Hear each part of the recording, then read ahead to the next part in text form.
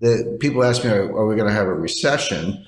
And my answer is we might be in a recession right now and not even know it. We could be facing a global recession, including China, but just focusing on the U.S. Because that's the Fed's sort of territory.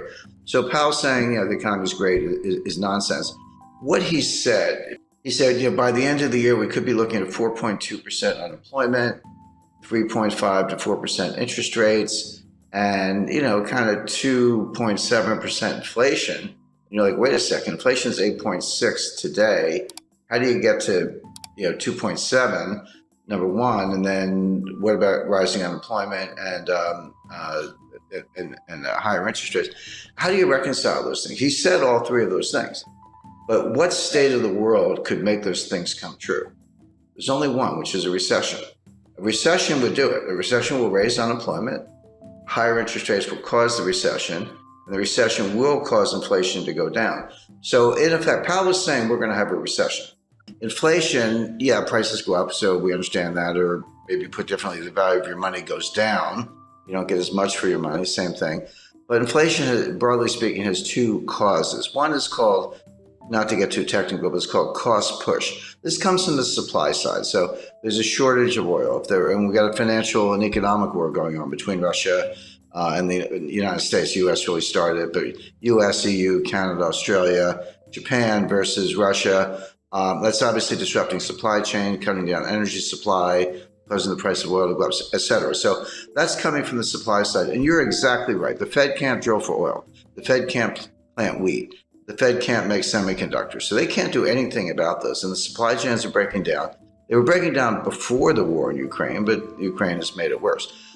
The other source of inflation is called demand pull. And this is when individuals, you, me, and all of our viewers and, everyday Canadians and Americans worry about inflation. We say, well, I'm just thinking about buying a refrigerator. Better buy it now before the price goes up, or the car, house, or whatever it might be.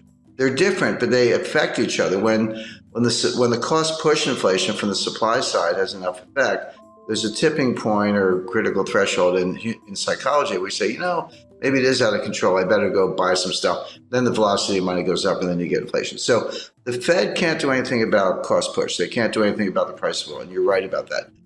But they're looking at the demand side, saying, hey, if this supply thing goes on long enough, eventually the psychology will change, and we'll get demand pull and behavioral, and that is really hard to change. So what they're trying to do, they know they can't change the supply side, but they're trying to squash the demand side before it gets out of control. Now, the question, of course, is can they do it? The answer is they can do it, but at what cost? So a general rule of thumb, this is really simple. You have to forget about nominal interest rates. Nominal interest rates are the rates you see on your screen, you hear about in the headlines and all that. Real interest rates are nominal interest rates minus inflation. Take the inflation out and see what's left. Well, right now, real interest rates are about 2%, actually 1.75% under the Fed's policy rate. Inflation's 8.6%. So, just round numbers, 1.5 minus 8.5, that makes the inflation rate -7. That's nowhere near. It's got to be +2. Real rates have to be +2 to squash inflation. Right now, they're -7. So that implies that the Fed has to raise interest rates to 10.5% to get to +2 real interest rates. That's never going to happen. They're never going to get there. They will destroy the economy long before they get there. So the Fed has no hope of squashing inflation from the demand side, as you described, by raising rates, unless inflation comes down for other reasons. So what they're going to do, they're going to keep raising rates, 2, 2.5, 3, 3.5, 4, hope that inflation comes down from 8 to maybe 3, although I think that's a stretch. You could get into positive real rate territory, but they're really far away from it. So I think, by the way, I described what they're trying to do. I should make it clear they're going to fail. The only way inflation comes down, the way we're talking about, is if they trash the economy, a severe recession. If that happens, you say, well, do people still need to put gas in their cars? Well, you're right, but not if they're unemployed, because they're not going to work. There's a lot here that's just for show. It sounds good on TV, but there's a lot less here than meets the eye. But the point is, this is not over anytime soon. And even if it were, when you break supply chains, you can't just put them back together. It's like breaking a vase.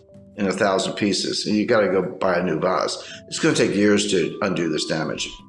So I spoke to the individual who was probably the single individual most responsible for building the modern supply chain. It was 30 years from 1989 to 2019. It was head of one of the largest companies in the world, and this is what they did, among other things. And he said, Jim, you have to understand, it took us 30 years to build it. It took us 3 years to blow it up. It's not going to come back in a year. This is going to take 5, 10, 15 years to build a new one. So it's what I call supply chain 2.0. Well, buying a refrigerator is a good idea. Buying a freezer might be a better idea. We're looking for food shortages by the fall. Now, when I say food shortages, in Africa and Middle East, this will mean mass starvation. You may see the greatest humanitarian crisis in history because they literally can't get the food. Everyone's like, well, gee, you can't get Ukrainian wheat. What's the big deal? Buy it from somewhere else. There is nowhere else. Canada and the United States grow an enormous amount of wheat, but we use most of it internally, and we feed, because it's not for humans, by the way. We feed our animals. This is how you feed cows, pigs. This is how you get beef and pork. This is an example of the supply chain, how it filters all the way through. So you would expect higher prices to persist. You would expect food shortages. Buying a freezer is not a bad idea. The future supply chain is going to be it goes by different names. Janet Yellen calls it friendshoring. Macron calls it constellation. I call it a college of nations, but basically we'll have supply chains and trade, but it'll be sort of members only. So US, Canada, Australia, Europe, others, Japan, will be invited to join, but not China. Russia is going to be in the waiting room for a while. We should be better allies with Russia, but the Democrats in the United States have pretty much made that impossible, at least for the short run. And then there'll be other countries that are kind of neutral in that scheme, Brazil, India, and others. But the point is you'll still have trade and you'll have supply chains, but it'll be kind of friendly countries, members only, and exclude China. So that decoupling is going to go ahead. The Chinese seem to be not only fine with it, but they're actually leading the way. Semiconductor manufacturing is moving back to the United States. The 20 billion of new semiconductor plants from Intel. And why is Taiwan Semiconductor spending over $5 billion to build new semiconductor fabrication plants in the United States? Well, obviously because they're worried about China. We're reshuffling the deck, but none of this stuff is easy. Semiconductor plants take 5 years to build. A new refinery, forget it. That's like 7 to 10 years. We haven't had one in the United States since 1977. So it's going to take a while to do all this. Well, we can do it. So if I said we're definitely going to have inflation, you would know what to do. You'd buy gold, hard assets, land, silver, treasury notes, government bonds, etc. If I said we're definitely going to have deflation, you would also know what to do. You would reduce leverage. You would have more cash, and there are other assets you could go into. The problem is we could have both. There's no question we have inflation right now. It's front and center. But if the Fed squashes it and causes a recession or worse, you could flip to deflation very quickly.